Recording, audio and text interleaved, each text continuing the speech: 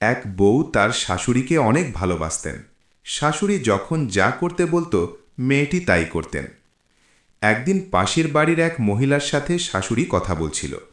কথা বলার এক পর্যায়ে শাশুড়ি বলল, নিজের মেয়ে চিনির মতো হয়, আর বাড়ির বউ সে তো লবণের মতোই হয়। পাশের রুম থেকে বউ সেই কথাটি শুনে ফেলল। সেই দিন থেকে বউয়ের খুব মন খারাপ থাকত এবং শাশুড়ির সাথে তেমন কথাও বলতো না।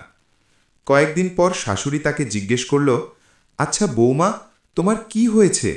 তুমি সবসময় মন খারাপ করে থাকো কেন? বউ বলল, মা, সেদিন আপনি বললেন মেয়ে চিনির মতো হয় আর বউ লবণের মতো হয়। বউরা কি সবসময় খারাপই হয়? শাশুড়ি তখন বলল, শোনো মা, তুমি আমার কথার মানেটা ভালো মতো বুঝতে পারোনি। আমি বলছিলাম মেয়ে চিনির মতো হয়। চিনি সবসময় মিষ্টি লাগে, কিন্তু সবসময় তাকে দরকার হয় না। বন্ধুরা, গল্পটা ভালো লাগলে একটা লাইক করে দাও প্লিজ।